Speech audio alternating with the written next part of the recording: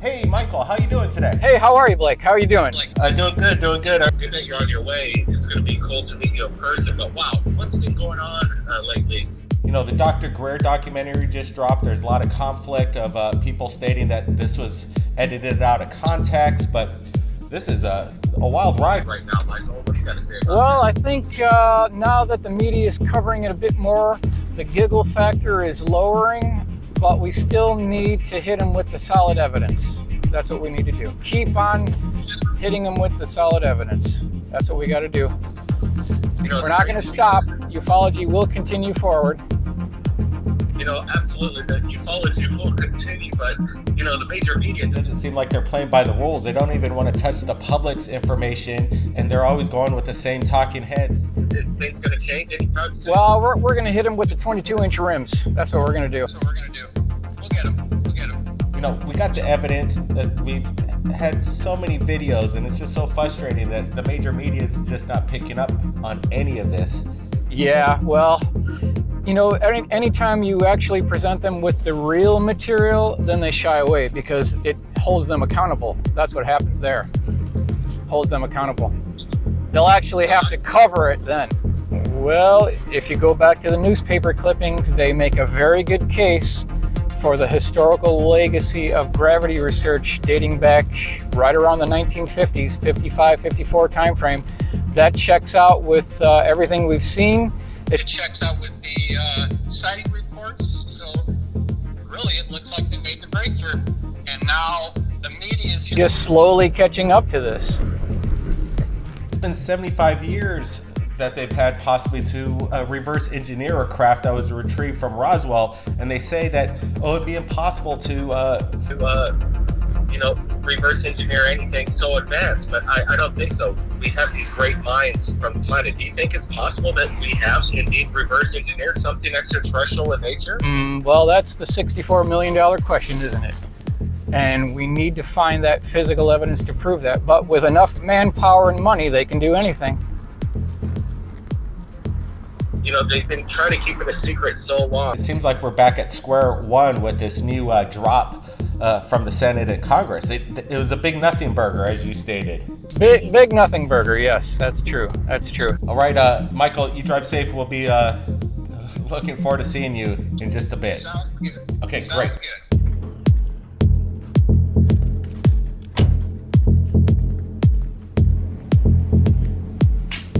Hey, Michael. good to see you. Good to see you, man. Excellent. Welcome. Hey, Michael. Good to see nice you. to see you. Excellent. Finally. Finally. Let's get a seat. Let's start discussing because I know things are getting really active right now. Yeah. So this is gonna be good. Gonna be good. Yeah, we brought enough firepower to destroy the UFO cover-up. Yeah, we brought the heavy guns. So. Over the years, the decades that you've been involved with this study, do you think that the possibility of reverse engineered alien technology exists? How far advanced in private corporation or military are we, in your opinion? Okay, I really think it boils down to whether or not we really do have crash retrieval hardware. Because if we do, then all bets are off. And they have made that jump. And there possibly is a cover-up if we have that hardware. But it's been so hard for ufology to prove this the last 75 years. That's what we're lacking in this field. If we had that, we'd be living in another world right now. But that's what we really need to move this field forward.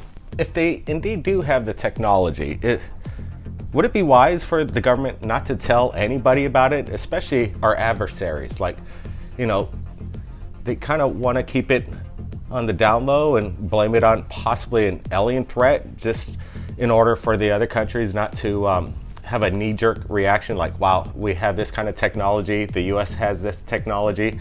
They might be pretty much afraid of what we got. Things at that caliber would actually really be under wraps. They're not going to release the crown jewels. They're not going to release those type of silver bullets. So I don't expect any report coming from the US Navy, from the US Air Force, Atomic Energy Commission, anything at Oak Ridge Labs. None of that's going to come out because that's dealing with a level of technology that they will keep under wraps for the foreseeable future. So Michael, we talked to you about a couple weeks ago when Congress dropped their burgers, their nothing burger, the papers. What did you get out of this when you first saw the documents and what they had to offer? Were you excited about this? Was I excited? It was a complete disappointment. There was no pictures, no illustrations, no photographs. They completely expunged the previous 80 years of ufology.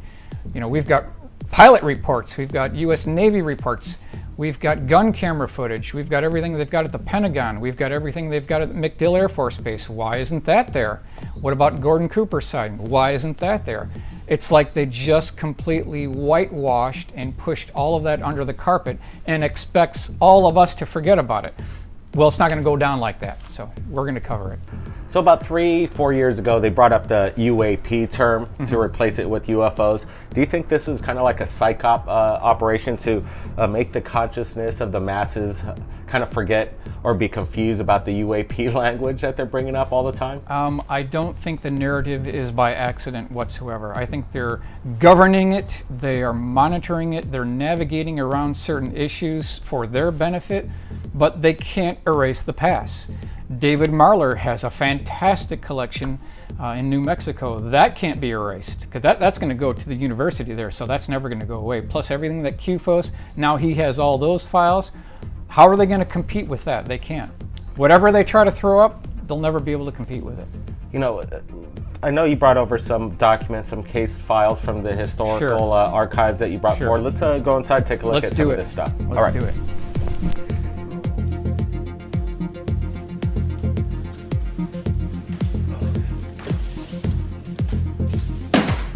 Try covering all this up. This is amazing. Check this out.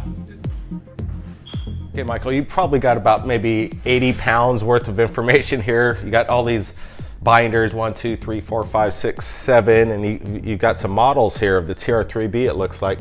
How'd you get all this stuff? Well, this is the first of about 279 binders out of 3 warehouses. I've got a West Coast, I've got a Midwest archive, another Midwest archive, and this is just kind of the mission critical ones from that collection. I started doing this 30 years ago. I don't know if you want to wait for the plane, but interviewing engineers, interviewing witnesses, and then putting sketches together, and then going across the country to different archives and libraries.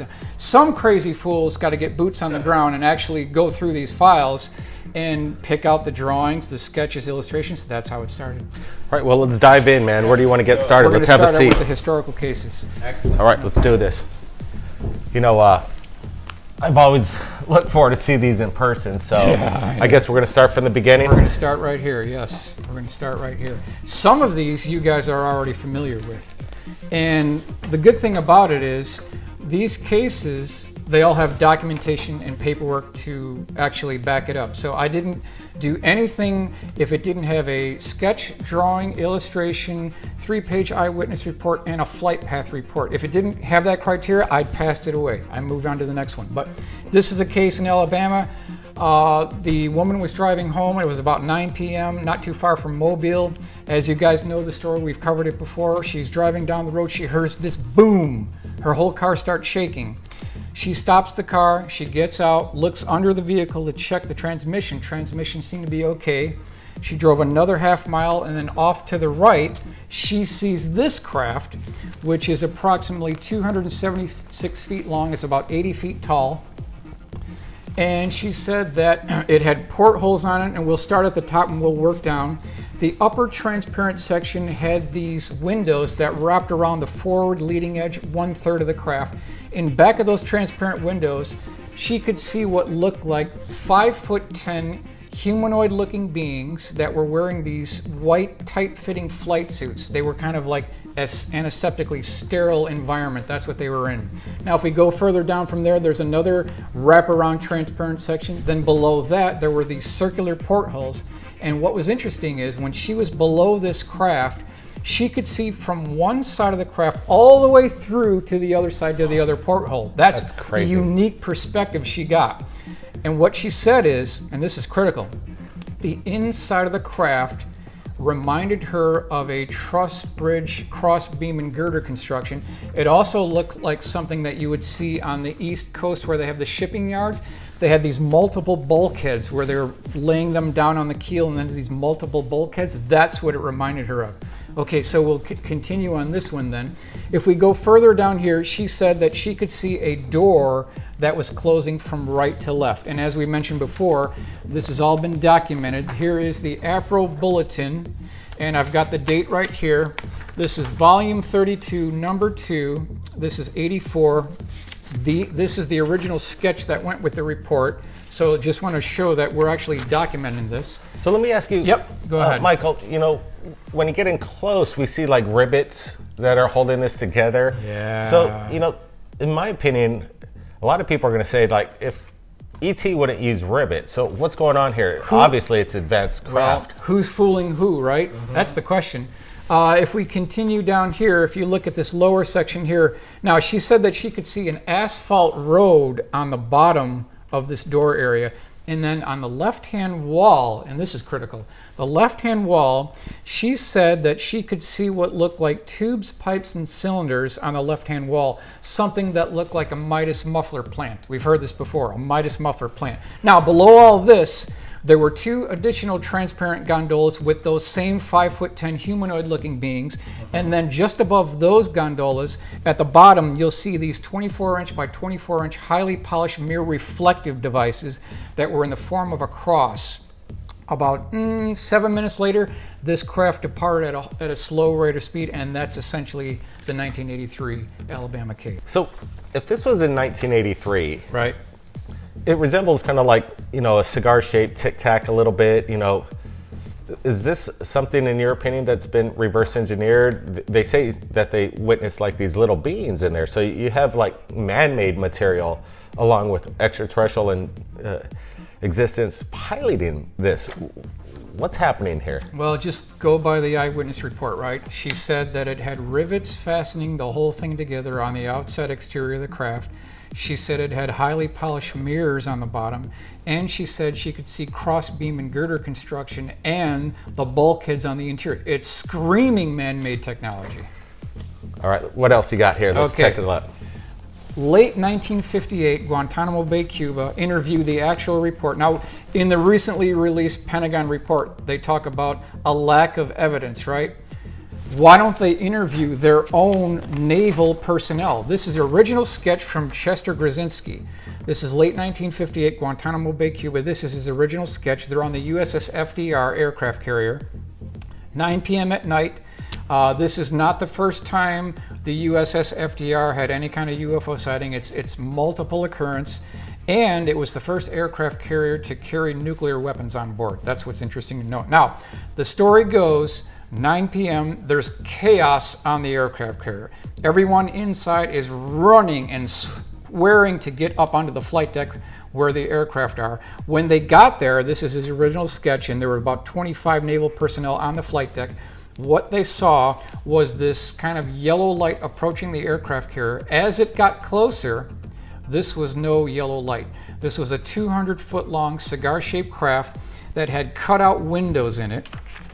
And walking between those windows were these humanoid-looking beings. One of them, which we have the sketch right here, here's the blow-up enlargement of that interaction where this being pressed his face up against the window, raised his hand over his head like he was waving at the officers on the bottom there. Now, I went ahead and had Tom Bogan commission him to do a series of full-color renderings, and here's what we came up with here, which you guys are familiar with already. So we've got the naval personnel, we've got the 200-foot long cigar-shaped craft, we've got the being waving at the personnel below. So we have people still alive to this day that witnessed this, right? There were at least 25 there, according to Chester Grzinski. And so, why isn't the major news media talking to these guys? Why are they making such a big deal about the Nimitz sighting? This thing is way beyond the Nimitz, like these blurry videos.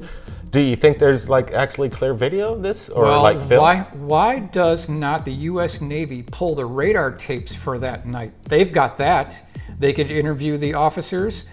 They might have some motion picture film reel footage of it, because it wasn't the only time this happened to the USS FDR. They had multiple occurrences of this. And we've done an enlargement here. This is the enlargement that shows you what this may have looked like. So look at this, guys. This is the Tic Tac, classic cigar shape. And what's crazy is that we have all this evidence, and the major media doesn't want to talk about it. The Congress or ATIP doesn't even want to bring it up. To me, this is where the real story's at. I'm sure we have, how many eyewitnesses, how many people There were were aboard there were this ship? 25 eyewitnesses who saw it. Not only that did they see it, but they could feel the heat coming off this thing onto their faces. So it's a CE2 and it's a CE3 because it had physical effects. So here's the ship, 25 eyewitnesses, no follow-up, official follow-up by the military or any other faction in regards to this sighting. Again, just more evidence that people are not aware of or the major media is not touching. Well, you know, the ramifications of this, what do you think they were thinking? Like the captain aboard the ship, you know, did he think it's hostile, or was there any indication that they were concerned about what they're seeing? Since it happened before, I think they've got to have some evidence for this. Maybe they got accustomed to it. You know, we hear that it's been going on for 2 years every day. Well, it was going on here as well. But why don't they pull those files? They've got it. They've got it. Can't claim that they don't have it. They've got it, all right. So these are the documents, actually handwritten testimony from one of the eyewitnesses in regards to this event. That is correct. This is all the evidence? This is the original 3-page typewritten letter from the primary eyewitness, plus his original handwritten description of what the craft looked like. Not only that, it was published within the internal flat top U.S. Navy newsletter as well. So there's multiple points of confirmation for this case. It wasn't the only one. So just imagine you're sitting on this inside and there's all this chaos. Everyone's running to get up on this flight deck. When you finally get up there, you look and you see this 200-foot long cigar-shaped craft hovering about 100 feet above the flight deck with all these people looking at this. Now, they can't claim that we don't have the evidence. Where's the radar tapes? Don't tell me we don't have it. They've got it. So they're just trashing all this evidence, decades of... Right. Look at this stuff, guys. This is a lot more evidence and a lot more, just right in your face, kind of. You have little beings waving back at them. Why are... See, that's what's confusing to me, is that they want to make it like it's a hostile thing, but these guys are waving at them. There was no threat. No, there was no threat. All right, Okay. let's move along. You got so much evidence here. This is incredible. All right, next one. Okay, so it's July 23rd, 1948, 2:30 a.m. Eastern Airlines DC-3. This is Montgomery, Alabama. Now this, ladies and gentlemen, is an interesting case because it was a watershed event where the primary eyewitnesses were a pilot and his co-pilot.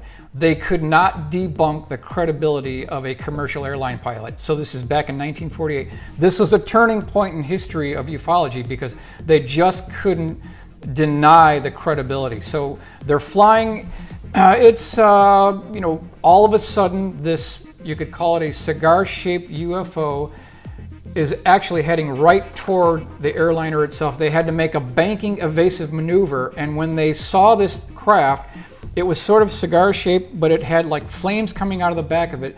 And then it also had these burning mercury magnesium lights along both sides of the center line of the craft itself, and they actually had physical effects. So it's a CE2 case. Okay, what exactly is a CE2 case for everybody that might not know? Close encounter of the first kind is a visual sighting, like lights in the sky.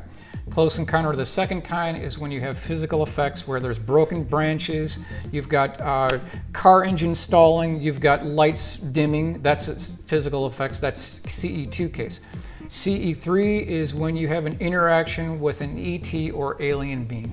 Okay, let's get back to this because I want everybody to notice when you look closely, and according to the eyewitness, you have like a little rocket exhaust coming out the back end of it. To me, again, this indicates that there's human technology. Why would ET be using rocket technology? That's right. In my opinion, again, what year was this again? This is 1948. 1948, we definitely didn't have, this kind of technology with this magnesium glow. Do you think this is some kind of exotic meta propulsion? Is it like being controlled by a foreign faction, maybe Germany at the time? Well, you can see on the spec here, the exhaust extended 30 to 50 feet beyond the craft. So it sounds like they're using liquid rockets, solid rockets. It doesn't sound like a very advanced propulsion system, but it did have these glowing magnesium lights. But The really key element of this case is the fact that the credibility of the eyewitnesses could not be denied. So the Air Force couldn't come just in and say, oh, you saw a weather balloon. That didn't fly this time, because they just could not debunk the pilot and co-pilot. So if they've had this kind of technology, tracking commercial airliners or whatever since the 40s, imagine where we're at today. It makes total sense that we've got the Tic Tac and the gimbal. Of course, if you look at the movies, look at Star Wars, Star Trek, look at The Fifth Element, we're there. Okay, so next case here, credit has to go to Linda Zimmerman, who is a brilliant researcher who really needs to get more credit. She interviewed the primary eyewitness in this case, which is a multiple eyewitness case. So this is a case that was investigated by Linda Zimmerman. She gets the credit for this case. This is June 1953, Socrates, New York. About 24 eyewitnesses. What they ended up seeing is a large 300 to 350 foot long cigar-shaped craft. It had these concentric rings around the axial center line of the craft itself. They were alternating turquoise, green, and red. And at least 2 F-86 Sabre jets were scrambled after this thing. And when they got within the vicinity of the craft itself, this craft took off like a spark on a grinding wheel and left these 2 jets totally in the dust. So back in 1953. 1953. So let me ask you, so we have these concentric rings around the craft, Right. the cigar-shaped craft. Is this the propulsion, the meta behind the power that's enabling this thing to fly? So you're saying there's some energy that was spotted around the craft itself? Some energy or some type of orbs around it, we don't know. If it's associated with the propulsion system or not, it could be, but we don't know. And certainly those 2 pilots couldn't know, because it just completely left them. So somebody or someone is building this in 1953 that can absolutely outpace our highest performance jets at the time. So, we get a lot of reports from the public, and they see these craft and then the accompanying orbs around this. Right. So I'm wondering if it has something to do with the propulsion of the craft. These orbs, or are they just escorts around the craft as well? It's very possible. But this definitely looks, again, like a submarine, basically. The color, the sleek design, military, reverse engineered? Possibly, we don't know. There weren't any rivets associated with this, although it was too far to see that, right? That the altitude was too high, but they absolutely did see it. She absolutely did interview the primary eyewitness, so credit goes to Linda Zimmerman. Okay, gentlemen, our next case is a very famous case within ufology, May 19th, 1967, Falcon Lake, Canada. This is the Stephen Mekulik case. Most people within this field are familiar with this case. Now, keep in mind, Stephen Mekulik, he was a rock hound. He was looking for minerals. So on the day this actually happened, he saw 2 flying saucers, again, about 35 to 40 feet in diameter. They were hovering about 200 yards from his location. One of them shot away at a medium rate of speed. The other one landed near his location. So keep in mind, this is the sight picture. He's got jeans on. He's got heavy, thick shirt on. He's got these thick leather gloves on, and he's also wearing welder's goggles too, because he didn't want to chip his eye with any type of thing. So that's the sight picture here. So he's actually trying to weld into the craft? Well, he had these welder's goggles on because when he was looking for minerals with a pickaxe, he didn't want any chips to go into his eye. So that's why he was wearing protective. Let me just say, to me this stands out a little bit more like extraterrestrial technology. I'm not seeing any rivets here. This kind of doesn't resemble some of the other kind of craft. Right. Like, is it maybe a possibility, in your opinion, like the cigar-shaped craft is more maybe possibly one of ours, and the classic flying saucers, like Bob Lazar says, the sports model, extraterrestrial in nature? Or I think they could be building both versions, personally. You think we have actually...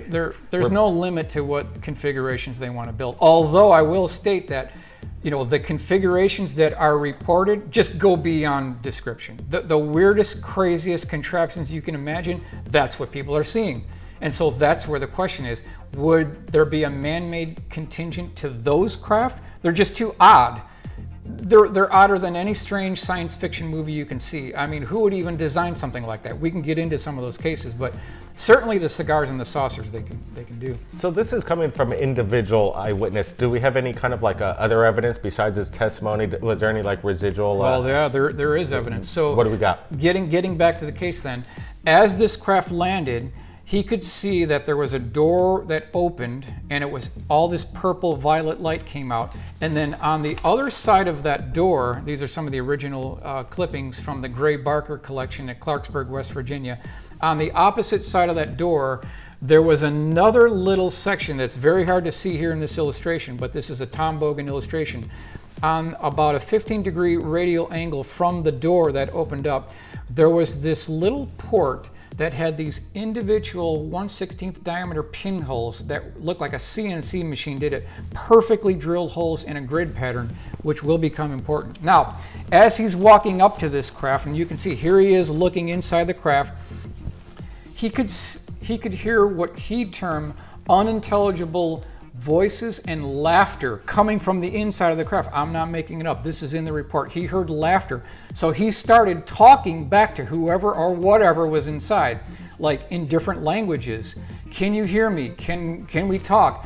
Nobody ever came out. So I heard like childlike laughter within the craft itself. That's not the only time we've heard laughter too. That comes up in cases. So we've done an enlargement of Stephen Michalek looking inside the craft now with this violet purple light. And at this point, this door slammed shut. Oh, that was rude, right? That was rude. That slammed shut. And the craft started lifting about 12 inches off the floor and started rotating in kind of a counterclockwise fashion. And when that happened, this is where it gets interesting. Uh-oh. That exhaust port that we talked about before with the 1/16 holes lined up with his chest, and some type of a gas or exhaust came out and burned him immediately. His clothes started to catch on fire. He threw up, he vomited, he was sick.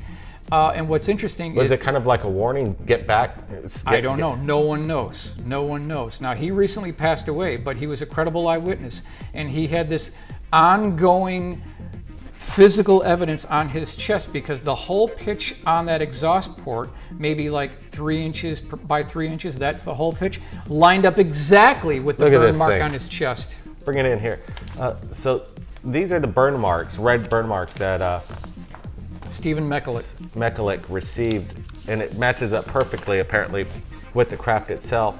So was he permanently scarred? He was permanently scarred. Permanently scarred. It was ongoing. It was an ongoing. Was there any kind of like radiation that he had? Did he do any tests? Was there any? Well, we do know from the Royal Canadian Mounted Police, and this comes from Antonio Huneeus, they took a photograph of the landing site, and there was a circle there, and you can clearly see it's a circle.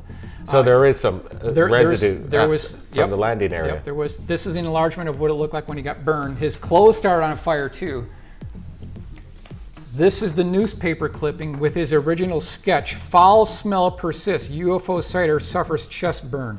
Newspaper clipping. So what was the foul smell? From the craft itself? From the craft. A lot of these craft, they make the smell of brake linings on an 18-wheeler when it slams on its brakes. That's what a lot of these craft smell like. So there's some kind of lubricant involved, like some oil lubricant, but we don't even know. But don't know. Maybe could it be like a residual smell of element 115? Well, it could be something spooling up, like something is spooling up. Interesting. Shaken up saucer spotter sticks to story. So there's another newspaper clipping. You know, we've had a lot of sightings reported to us right here at Third Phase of Moon over the years.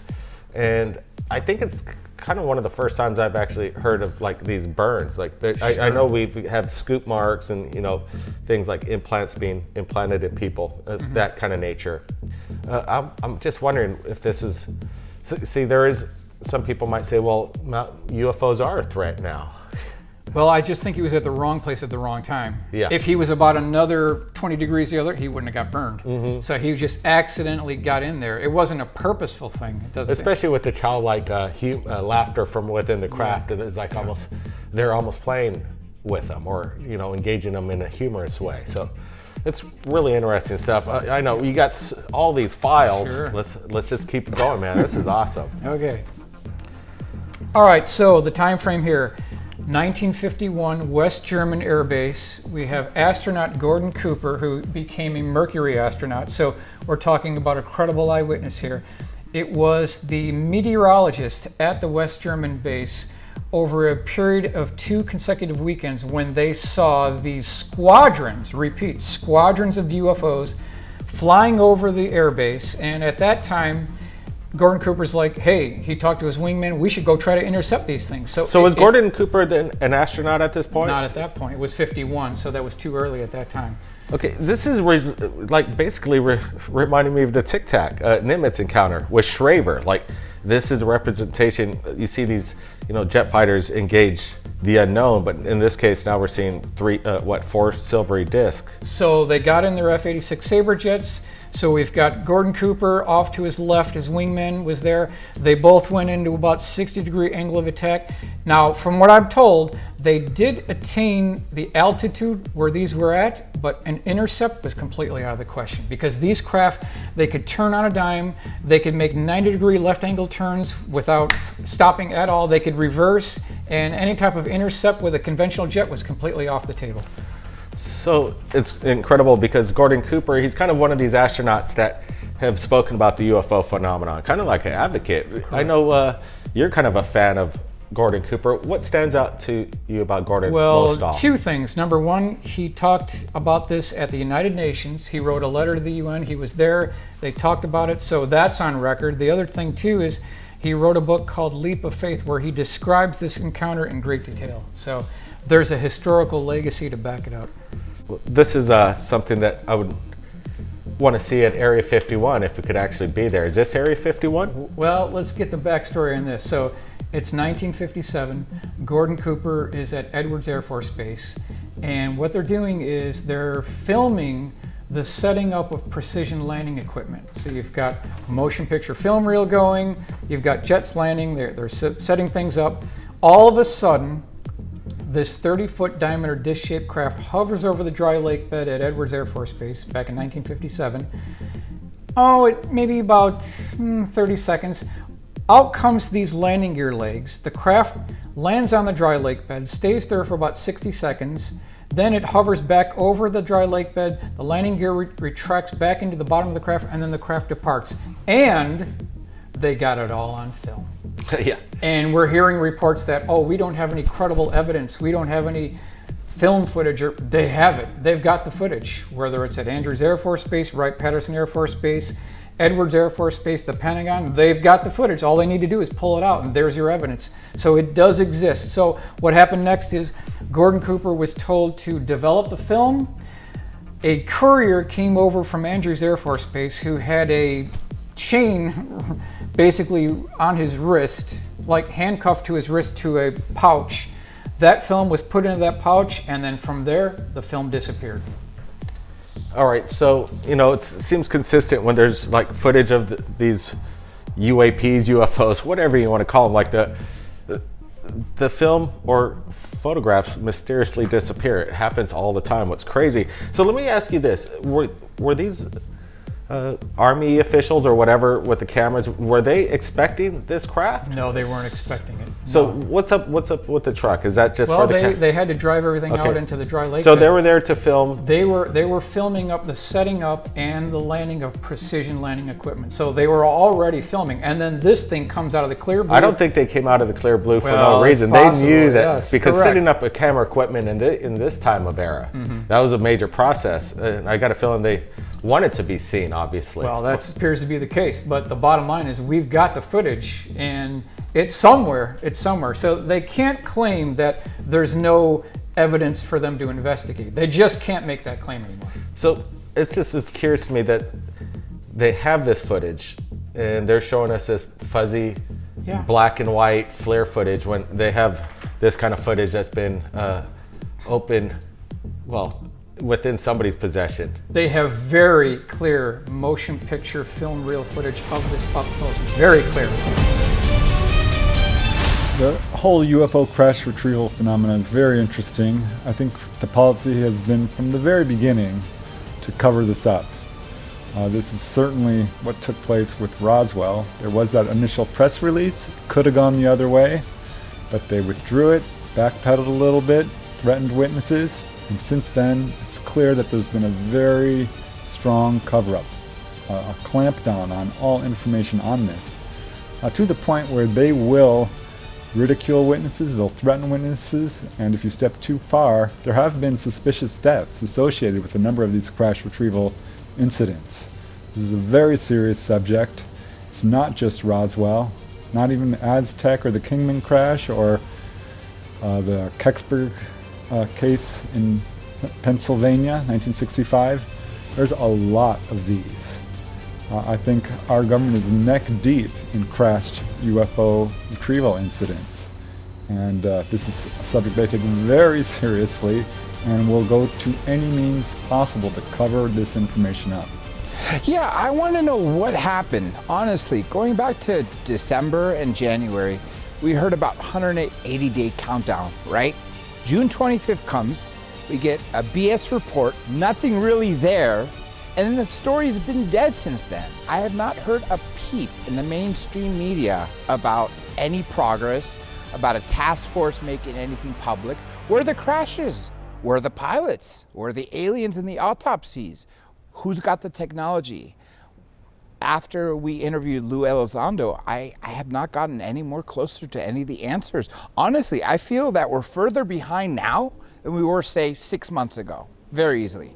With respect to the extremely important films that were released, the gun camera footage to the New York Times back in October of 2017, that is almost a turning point in the history of this phenomena. It is a significant event, and I think that it's clear based upon the acknowledgments that have come from the Navy, the acknowledgments that have come from the DoD, that the way to think about it is this. We're not saying it's extraterrestrial, but it's extraterrestrial.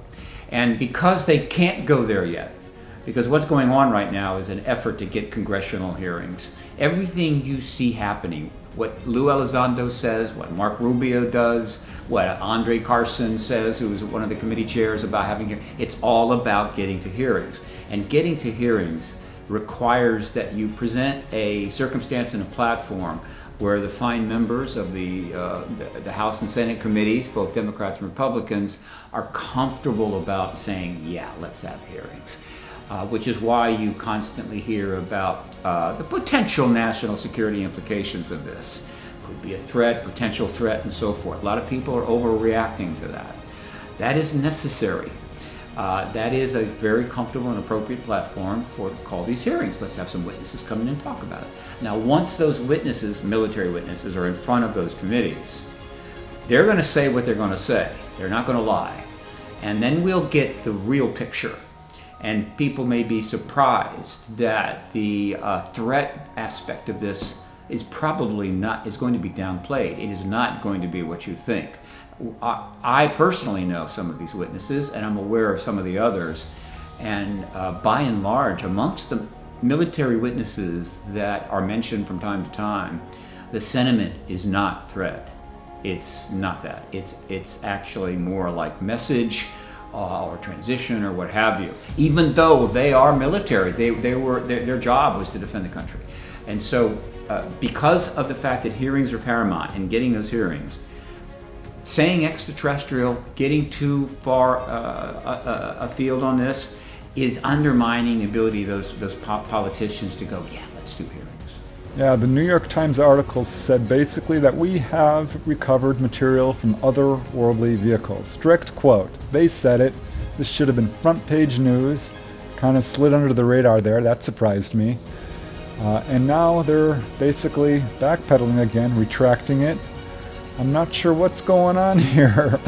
But this is sort of the MO that they've been putting forth for a very long time. This may have been an unintentional slip of the tongue, so to speak.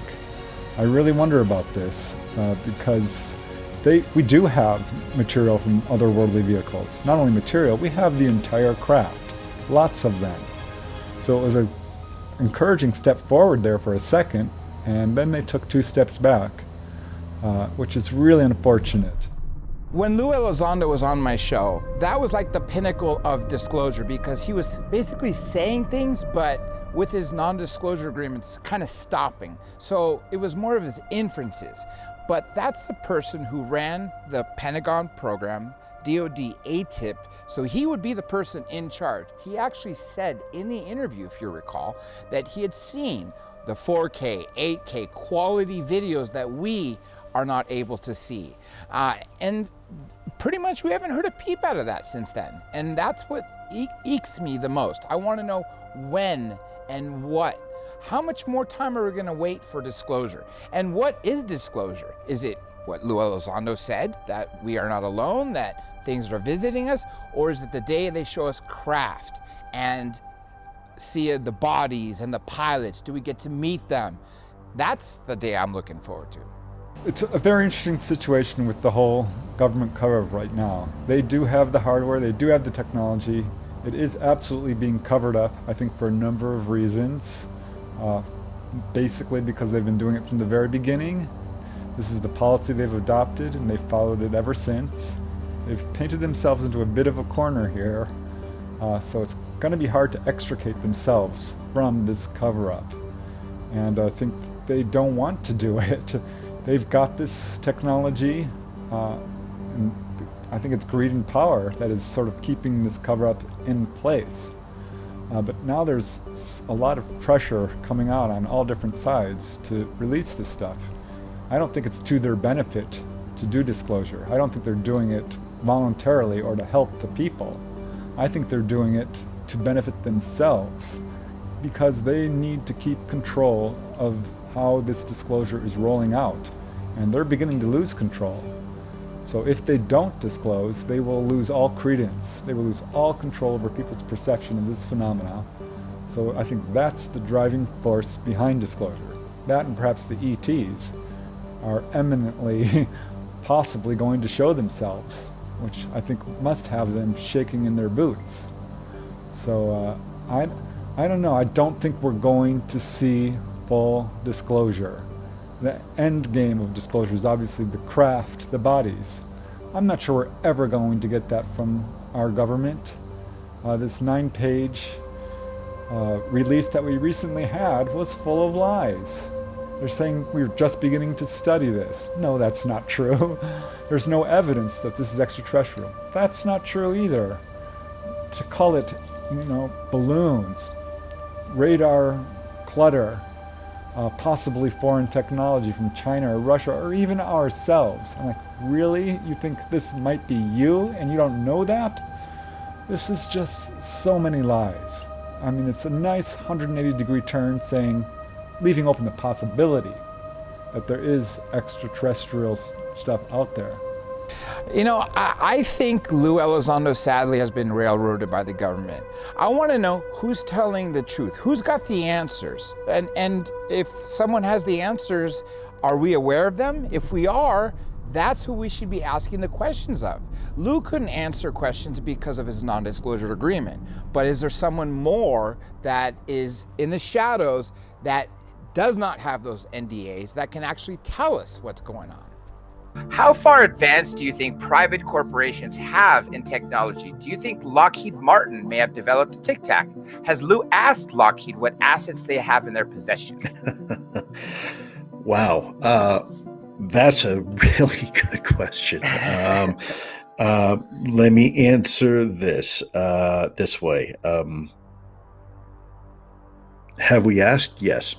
I'm not going to tell you what the answer is. What about private corporations? Could they be engaging with private corporations? These pilots, these FAA pilots that are engaging the Tic Tac, could they be engaging a private corporation technology, like something hidden from us? It's mentioned frequently. Look, what about private corporations and so forth? Look, any corporations that are dealing with ET technology or extremely advanced systems like that are dealing with it as defense contractors with the government under deep classification. If some corporation out there suddenly started coming up with, hey, I think we've got an angle on anti-gravitics here. Let's make an anti-gravitic craft, okay? We'll be ahead of the game. They would get a visit so fast you can't imagine. And it would be, look, that's great stuff you got there. We're classifying it. You're working for us now. You know, we're not trying to be nasty, but that kind of stuff is not happening outside of the national security and classified world. But yeah, there could be civilian contractors involved. One of the most significant things that has happened in this milieu of things that have been going on very quickly are one. On June the 3rd, suddenly the New York Times announces that it got some information about the unclassified portion of the report requested by the Intel Committee. Basically, it was a leak, absolutely intentional, almost certainly coming from the DoD. And what was in that article was that apparently the unclassified portion is going to state that the reports that were analyzed do not indicate extraterrestrial origin. But the technology represented in those films is not ours. So we have the Conning Committee, the Robertson Panel, Project Blue Book, all of which said, there's nothing to this. Shut up. UFOs aren't real. No threat to national security. There's absolutely nothing to this. And now there's a 180-degree turn. They were saying, well, maybe there is something to this. So that's encouraging. I think that's the best thing we got out of this report. That and the fact that it has pushed this subject into the mainstream. And now a lot of people are raising their eyebrows and questioning what is going on here. So that is what's good about this. But to call it a national security threat, I think that's disingenuous. They know the ETs are not here to take over. They've been around for millennia. And I don't think they have any intention of revealing this technology because whoever has this technology has a lot of power. So we'll see how this all rolls up. I'd be very surprised if the US government ever discloses in any real meaningful way. Now, months ago, the government was telling us, of course, that Lou Elizondo was the person to speak to, the man who ran Project ATIP. But now it seems that they are walking back that statement, that he did not have the full capacity there. Why are they saying that? What is going on? We know there's a lot of disinformation in America. I mean, it's been happening long before Roswell, even Cape Girardeau, 1941. What is happening now? What are they trying to spoon feed us? Do you remember when we had that very special 24 hours where we had the news of an off-world vehicle not from this earth? And then the next day, they removed several key words to make it seem very mundane, like a meteorite landed here on Earth. So what kind of deception are we still playing here, and who is in control of it? Remember General Eshed from the Israeli Space Force? According to him, it's the aliens, the ETs, that don't want disclosure, that they're the ones in charge. Now, I've never spoken to him. I don't know what his credibility is, but that's another thorn in this whole giant mess. Or you could also call it a balloon, a hot balloon, another thorn that we're all trying to poke to burst to get to the truth. I think the public needs to understand this.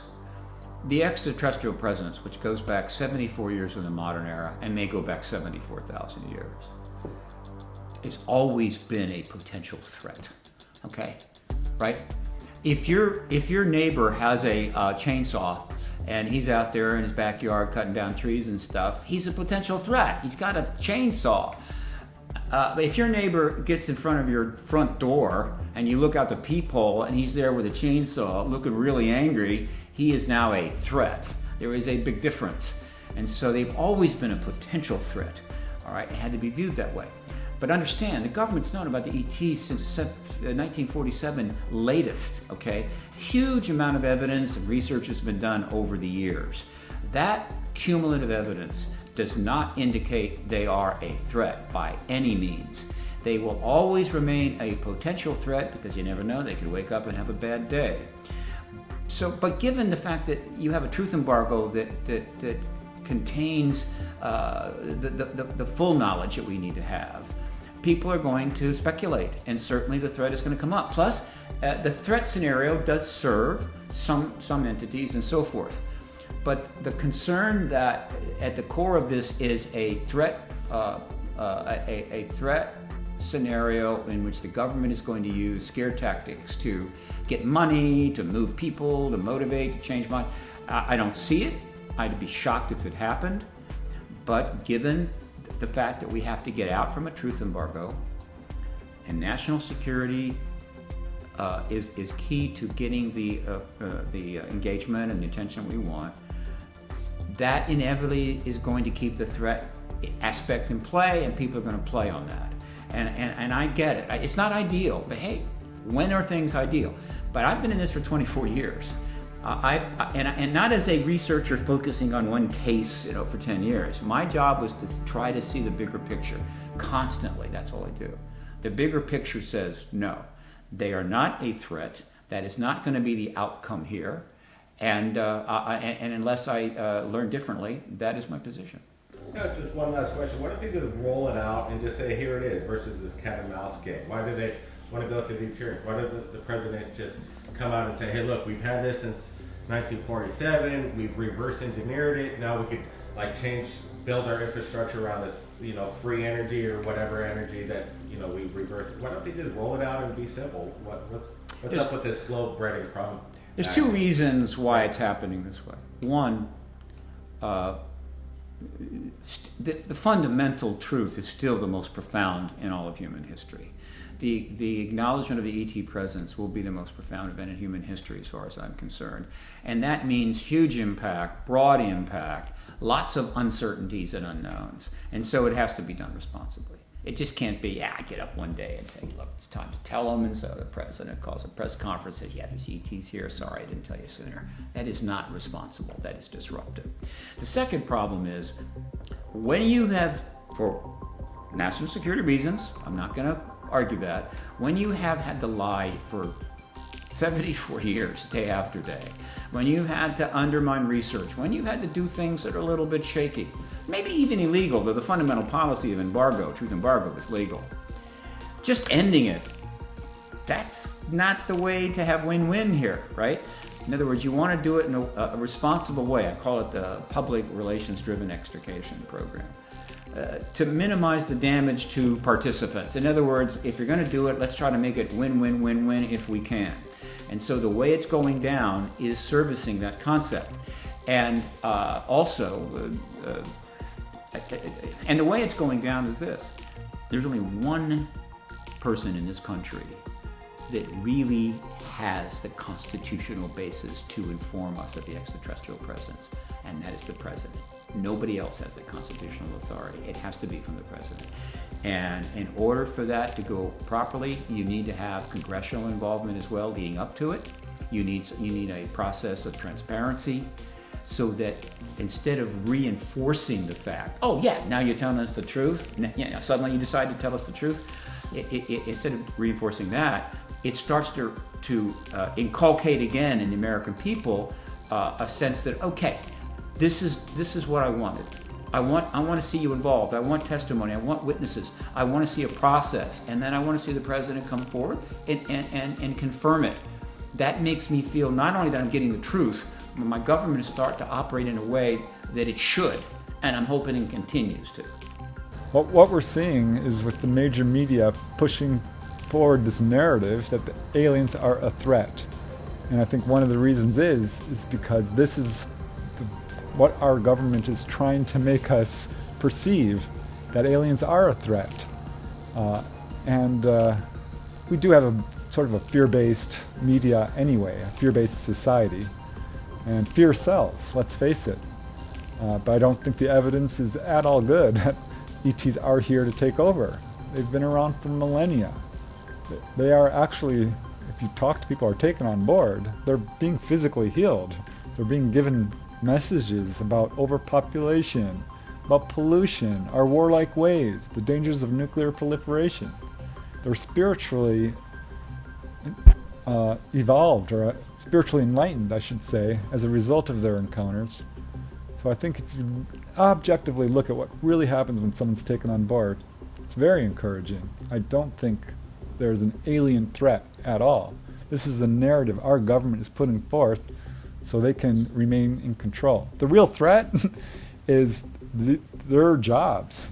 That's the threat here. The ETs are a threat to them, not to the people. General Shed was the one who claimed to be the person who ran the Israeli Space Force. And in December of 2020, he came out with a fantastic statement that said that humans, alongside with extraterrestrials, are working underground on Mars, and that they are the ones that are preventing us from disclosure. That we were about to have disclosure under the last president, but sadly, the ETs decided that we were not ready, and hence, according to General Shed, he claims that they did not want us to be told. Why are we still getting fake CGI videos showing up on Fox, CNN, YouTube, all over the place? In the years past, obviously there's a huge budget and there's a big agenda. But with so much fake video these days, I just wonder why are they trying to dilute it that much? Because we know there's a lot of sightings, there's a lot of good video that exists. You get it all the time. I see it every day on Thirdphaseofmoon and other sources. Why are we being fed the lies and the BS video? CNN and Fox always show the video that the executives always want them to show, this CGI. But why don't they ever come to the people and ask them, hey, you filmed something, come here, talk about it, and give us this video? They never take public submissions. Right there is a big red flag. It's clear that the cover-up is very tightly controlled. The media is very tightly controlled on this subject. So I think there is definitely, I mean, we know this through Freedom of Information Act documents. There's a book by a gentleman named Hansen called The Missing Times. He proved that the media is very tightly controlling this subject. So what we see is definitely a scripted narrative and not the whole truth. What we are seeing, I think, from the media is a scripted narrative. It's not the whole truth. Fear sells, and this is sort of, I think, this is how I think our government wants us to perceive this phenomena, as a threat, because this will keep them in power. This will keep us afraid, and that's what they want. They don't want us to know that ETs are here, in essence, to help us, to enlighten us, to save us from destroying ourselves. Just look at the Malmstrom incident, where they hovered over Malmstrom Air Force Base and shut down our nuclear weapons. That could be taken as a threat from a military standpoint, or it could be a very clear message like, what are you doing messing around with nuclear power? So I get it from the military standpoint why they might feel this is a threat, but ultimately I think they know exactly what they're dealing with here. They know this is ETs. They've known for 80 years really, exactly what this is. And for them to say, oh, there's no evidence that this is extraterrestrials, is 100% disingenuous. They have the evidence, the hard evidence. They know.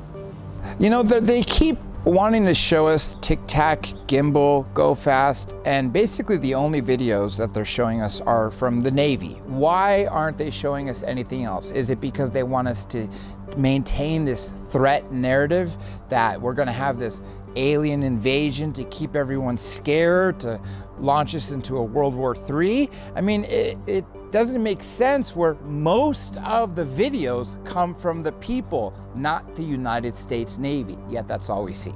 By having this threat agenda and a threat narrative, basically what the US government is able to do is increase the defense budget. Therefore, the checkbooks and pocketbooks of the Pentagon and all those other black projects are just going to keep getting bigger and bigger. So it serves the government right if you want to have a bigger budget. But in reality, I think the only threat we face is from ourselves. We have their UFOs and we have our UFOs. Our UFOs meaning alien reproduction vehicles. So I would think if there's going to be a threat, it would probably be coming from our ARVs. Now that's significant because any reasonable person should understand that the United States has the most advanced technology in the world with respect to defense technology and military and so forth. No other country is got better than us. And so if it's not ours, well, where do you go with that? Okay, so that was announced. Then the declassified report came out on June the 25th, and guess what it said? It said exactly what was in that leak.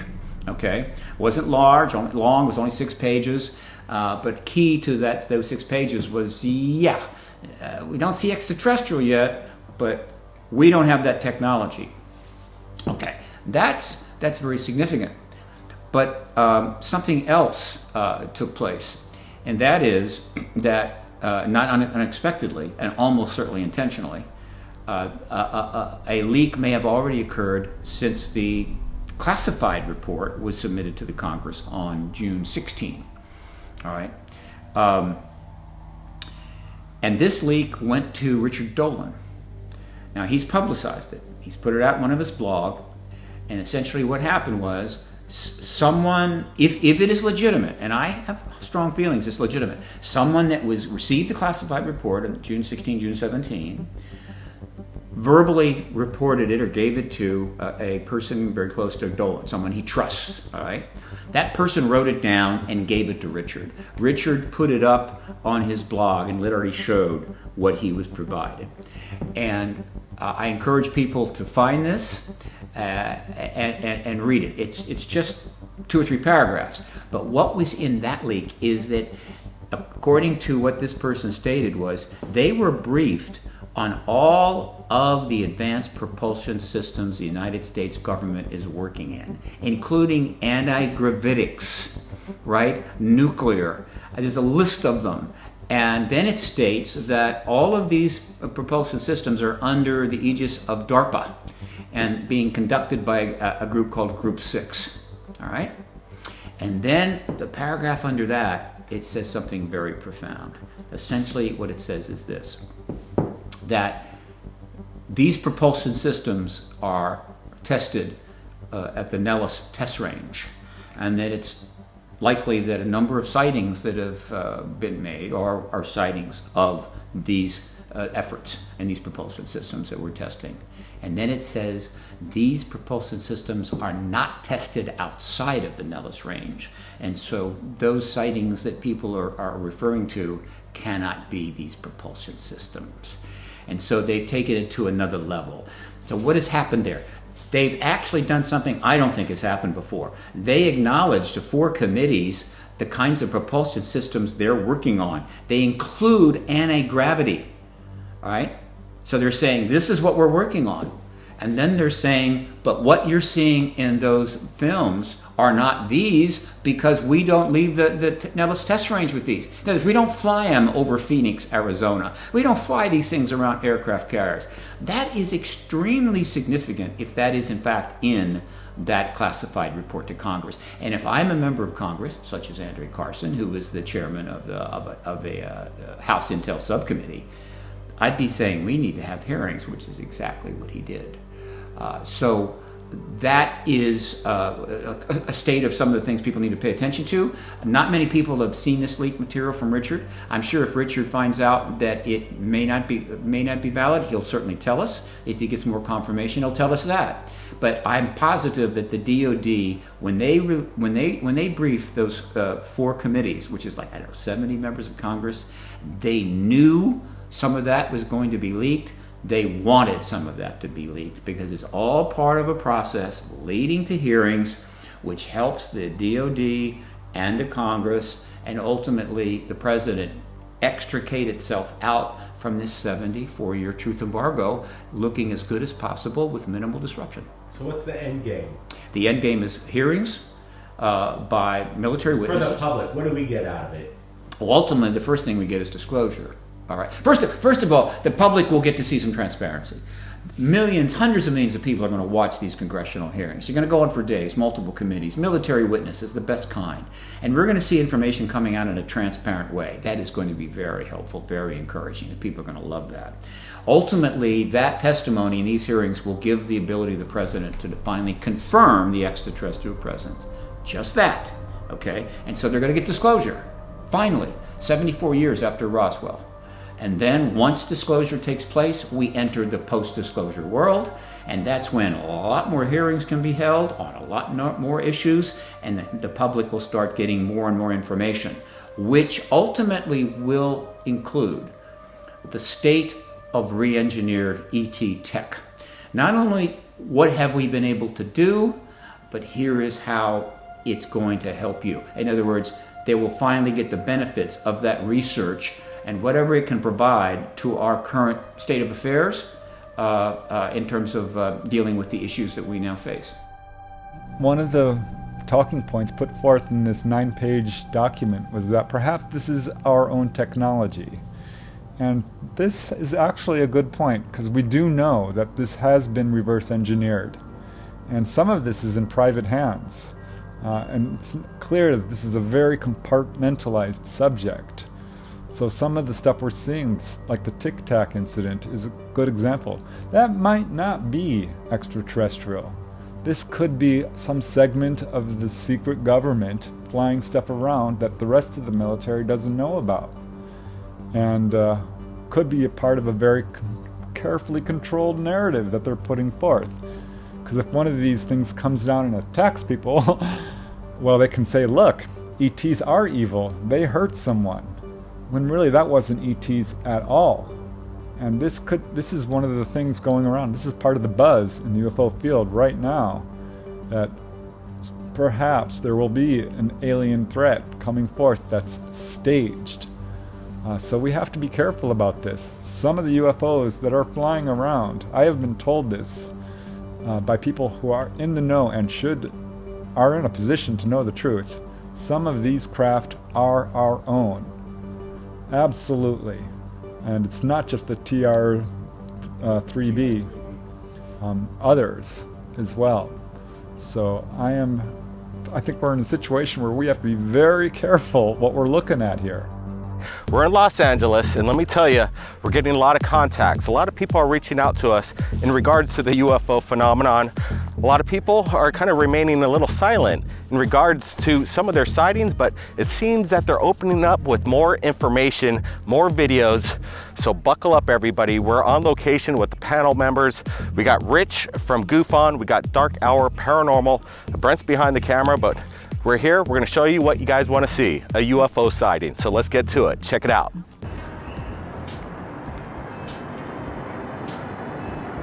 Wow, it was freaky.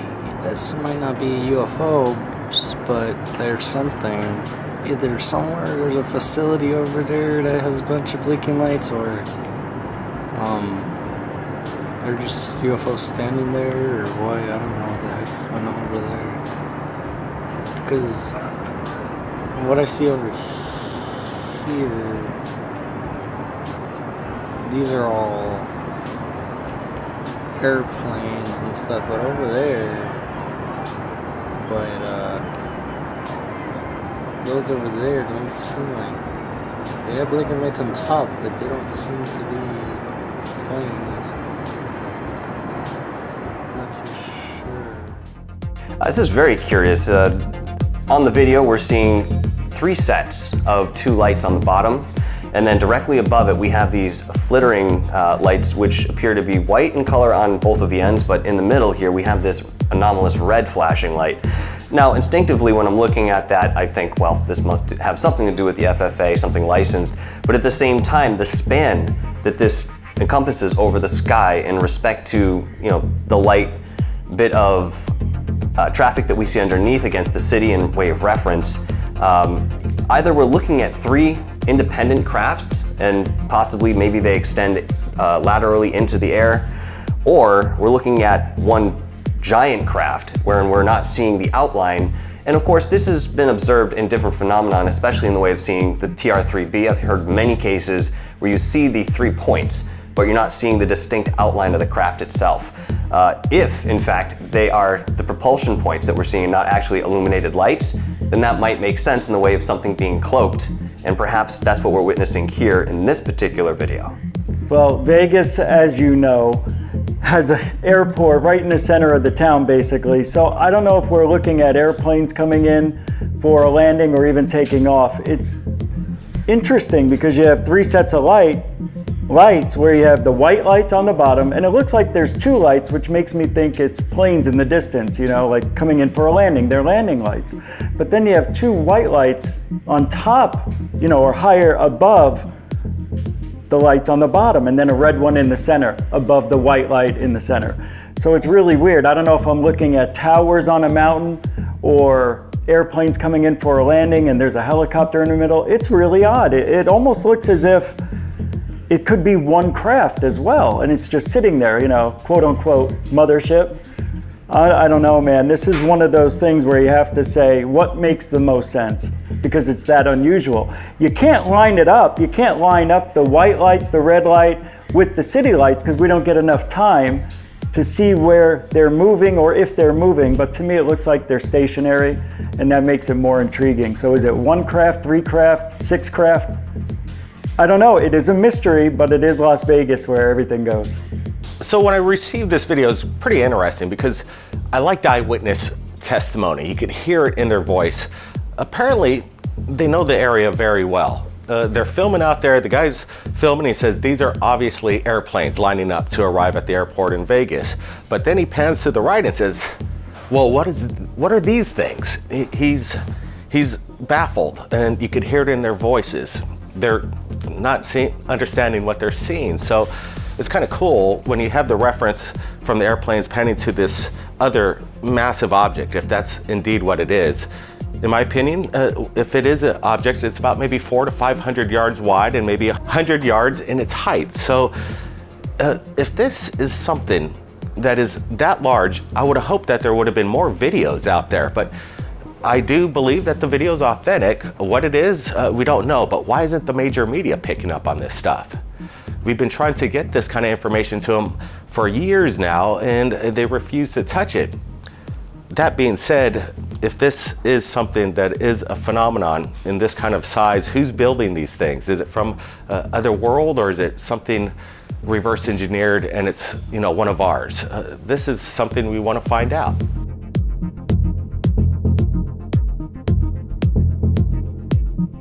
These weather anomalies are incredibly curious, and I believe that although they are rare to be captured, they're probably more prevalent than people realize. In some of these pictures and videos that we see wherein we have spherical shaped clouds, it could be something as simple as the pressure systems around them or the gusts in the way of the land itself causing some of these configurations. Take for example this corkscrew looking configuration of clouds. Almost resembles something cirrus, but at the same time reminds me of Kelvin Helmholtz and the way his clouds, the way he's observed things coming up over mountainsides and then curling into a wave pattern. So you actually get this very distinct ornate wave pattern that crosses over the sky for several miles. What I'm seeing on this corkscrew video is very reminiscent of that type of weather anomaly. The thing is that it happens every day, but people are catching them now on camera, which we get to see these incredible dome-shaped things, and it looks like fog that's coming up out of the water. And we see really strange, I don't know if it's crystallization of the cloud or it's just forming some strange ice particles on clouds, making these circles and weird designs. It's been going on forever. We're just catching them now on camera, especially that corkscrew thing. Now, I've seen that before in several of my own photos when recording trails in the sky from planes passing by and whatnot. And you know, there are some of them that linger for a very long time, and it looks like they're alive. It starts out flat, and then next thing you know, you look up 20 minutes later and you have this helix-looking DNA type of shape. So it's really an interesting time to catch all this stuff with all the cameras and everything. So I think that's why we're seeing more. It's probably been happening forever at this pace. We're just seeing it more now because of the cameras. Everybody's got one, so it's pretty wild. So when I receive these kind of photos, the evidence from this atmospheric phenomenon, like a sphere, it's kind of rare. We get these about once every 2 or 3 years, but when you get it in a time span of about a month, it seems that there's something strange going on. And these dome-like structures that seem to encompass a little town, it seems that there's maybe a possible invisible dome. Well, that's what it appears to look like, but in my opinion, it's just a natural weather phenomenon. But to capture these kind of moments in time, Third Phase of Moon is willing to take this evidence and bring it forward to the public. So that's what we do. But according to the eyewitness who captured the spiral cloud, this is something crazy, because he said it lingered there for over 15 minutes without dissipating in a single way. So this is interesting as well. When we enhance the video, you notice a small orb kind of enter and dance around this corkscrew helix cloud. Is this what's causing this formation? Because it doesn't look like any kind of contrail, chemtrail that we've seen over the years. I've only have seen this helix cloud formation once in over the 12 years we've been doing this at Third Phase of Moon. So it's a rare catch.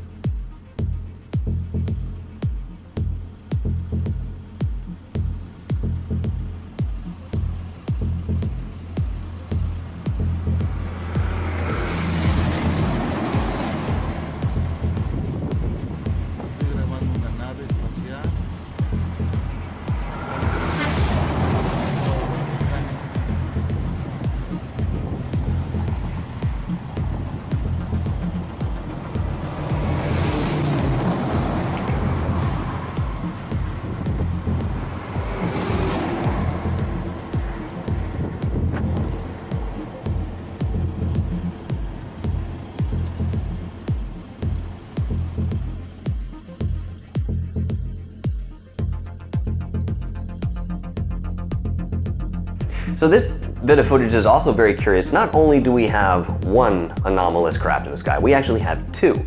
Now that's obviously a rarity, but very significant in the way of analyzing this footage.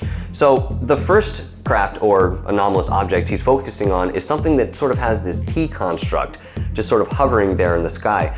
Very quickly he pans over to the left and we see a more distant object, almost appearing to have a circular formation sitting right there in front of us. Now, is it possible that that smaller or more distant craft could be controlling or manipulating the one that's more in the foreground, or are they working together in tandem? It's a very good question to bring up in way of certain monitoring that's been proposed in way of either our own technology or something off-world. Now, another point that I'll bring up while looking at this video is that the stationary aspect or element of both of these crafts is very important to look at. First thing you're going to think, well, maybe there's a tether, if there's some sort of aspect of balloonism or what have you, that would be there. But we don't see that logic in the way that perhaps the wind would be moving, pushing this object from side to side if it had less volume. So it's, again, very curious to see two of these anomalies captured at once in a very amateur video, but he did a fantastic job doing his best to allow us to see everything in the background to reference, you know, possibly the distance and of course the size of whatever it is that we're seeing up there in the skies. Yeah, it looks like there's two discs that I see in this video. South America is very, very known for these type of sightings. Now, before I tell you what I think it is, I'm going to tell you about the UFO aspect and what I see, that these could be UFOs. They wobble. One of them, the first one you see is high up. You see it going straight up, and it's going at a pretty good clip. It's moving up there. And then it pans over to another object, and it reminds me of the gimbal. You know, it's got that top and bottom coming out of like a spinning top type of thing. That one, if you watch it, it does wobble back and forth, and UFOs, for some reason, when they're in that slow motion mode, you know, where they're moving very slow, not, you know, going hypersonic, they seem to wobble. That's, I guess, because of the propulsion system in it. It kind of does this. In this one, it's swaying back and forth as it's spinning and giving that illusion that it's doing that. Could be. Now, put that aside and think, well, what makes most sense? Are these people seeing UFOs this often that look like this only in South America? Or are these balloons? And I think they might be. I'm not there, I don't know for sure, but there's a lot of balloon aspects to it too. Two balloons that look identical at different distances, and videotaping them, you can make it look like a UFO. So I'm on the fence big time with this because of the way it wobbles, the way one's going up. There is a wind, it looks like it's pushing it from right to left. So a lot of things come into play, a lot of variables with UFO sightings. You just can't look at it and say, oh, I know it's a balloon. I look at it and I say, I know that could be a UFO too. So it's really exciting. I love it. The sports model, Bob Lazar has spoken in the past in regards to the meta behind the propulsion of the craft, and he says there's a slight undulation to it. And when we look at these, it has this kind of similar aspect as Bob Lazar explains, but some people might say that this is CGI or this is a total hoax. We've looked at the video very closely and we could determine that the video is legit. And it seems that when Jorge submitted this to Thirdphaseofmoon, that he was looking for answers. He didn't know what he was capturing, so I'm glad we're putting it out there. I'm hoping other people have maybe seen this in the South American region, because for some reason we're not seeing these kind of metallic flying saucers over America anymore. So I'm wondering what the reason is behind that. But South America is a hotspot for clear footage of metallic flying saucers, if this indeed is what it seems to be. Some people might say they are possibly just hot air balloons, and definitely we could not rule that out. But the large capacity of whatever this is seems to be at least, 50 feet in diameter, maybe a little less, but indeed it's a large object up in the sky. It's really cool. That's an alien ship, dude. It's pretty cool. The panel is going to be going over this particular UFO sighting. What I'm looking at is something massive. I'm looking at the distance from how the cameraman actually pulled out, and you can see it's quite some distance. I would pretty much estimate this thing is about 2, maybe 3 miles off the coast of Virginia. It's actually pretty interesting that we do have this naval base, Norfolk, in Virginia, that's adjacent to where this UFO sighting was captured.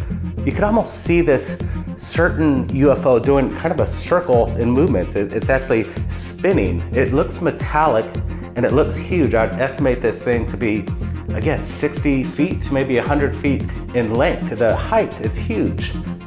What is this thing?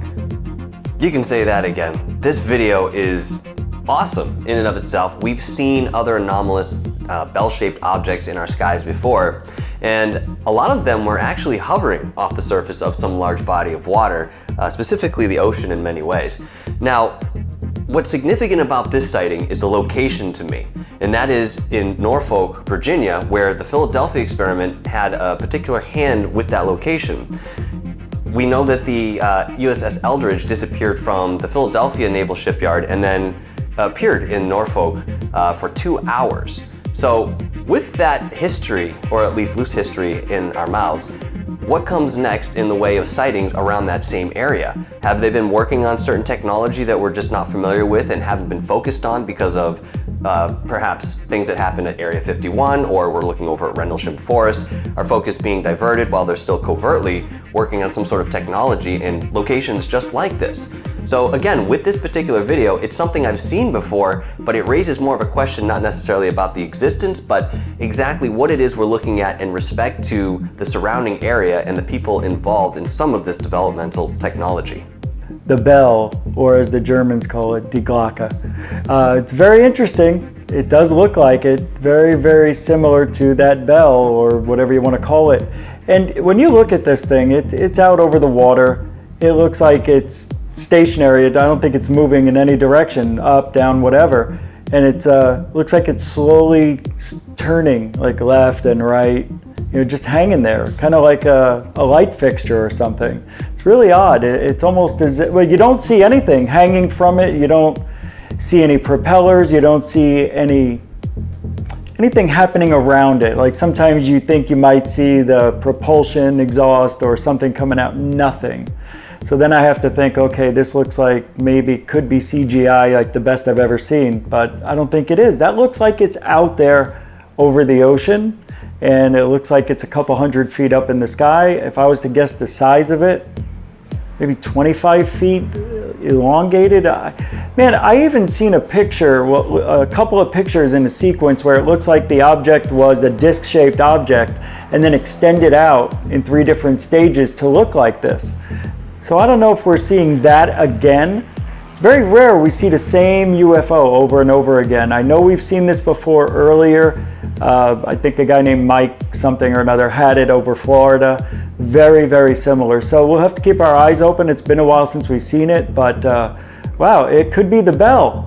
You know, it could be. You go to the beach, you want to have a good time, lay out in the sun, and then all of a sudden you see something out of the horizon, and it looks like the bell from, you know, Germany, the war. We've seen schematics of this bell that's been in existence for over 100 years now, but it's over Norfolk, Virginia, next to this military base. Is there a connection?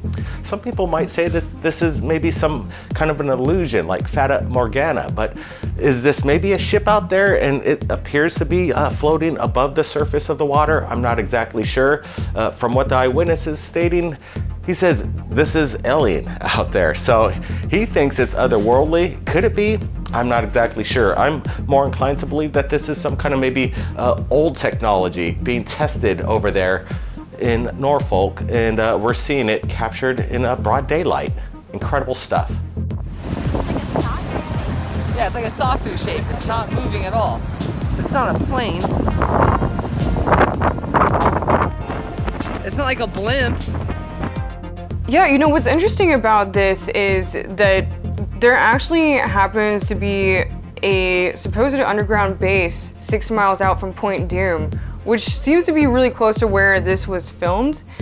And I've personally seen many UFOs coming over the water in that area myself. I don't know if there were our government's backwards engineered craft, or, you know, maybe there's some advanced like ancient civilization that, you know, had built something that's underwater there now.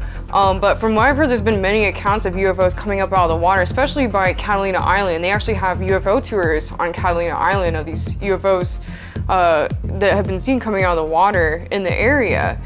But this is interesting because, you know, the people in the video, they're saying that they think it might be a blimp. And I mean, it looks like it could be, but it's weird that it would be that far out. If it's a blimp, like blimps are usually advertising something.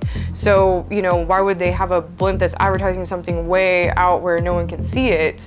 So that doesn't really make sense. It definitely looks like, you know, some sort of mothership, like, you know, a flying saucer shaped mothership that's pretty low over the water, and it seems to be hovering there for a while. So who knows? But the location is definitely interesting because, you know, this base is really interesting. If you actually look on Google Maps, there's like I believe it's like a mile wide, and you can actually even see an entrance. Like there's like a kind of hollow looking area where it seems to be an entrance to this huge underground base. So yeah, but you know, this is definitely very interesting. I don't think it's a blimp. I definitely don't think it's a blimp. So this is really interesting because this thing is, the sheer size of this thing is huge. I mean, looking at this video, you know, the guy's zooming in. This is definitely not a helicopter. I mean, and it's pretty far out there. Some people are saying it's a blimp, but what's a blimp doing in the middle of the ocean, right? I mean, how many times have we heard of a blimp going out in the ocean? So there's no way this thing is a blimp, and it's kind of hovering in place. So, you know, there's that cigar-shaped UFOs that everyone is kind of talking about, and this really reminds me of that. Now the question is like, is it aliens? Is it our technology? And I think this is the question that comes in. Me personally, I think, you know, these kinds of things, I think a lot of it is probably military, you know, black ops technology that we just don't know about. So I would definitely say this is, I mean, aside from the video itself, I would say whatever this is, you know, not a plane or a blimp or anything. I would definitely say this is something we don't know what it is, you know? So it's kind of interesting. It's a pretty good video. It's kind of grainy and blurry, but that's how they are. Let's just go down the rabbit hole here for a second, and let's just assume this is some sort of adversarial or foreign technology.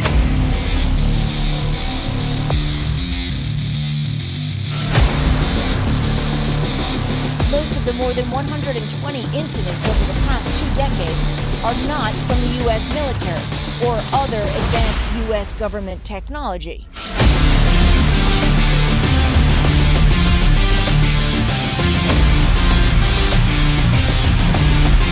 It gets right in front of me, it just disappears. Disappear.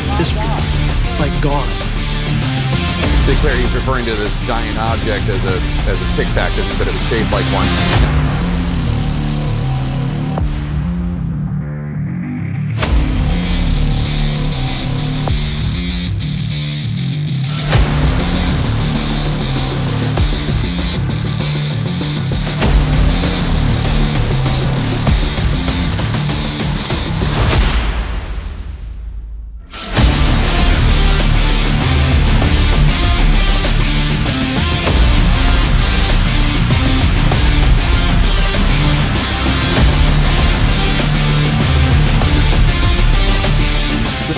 We're in, that we don't know what these things are, and they might even be extraterrestrial, that's worse.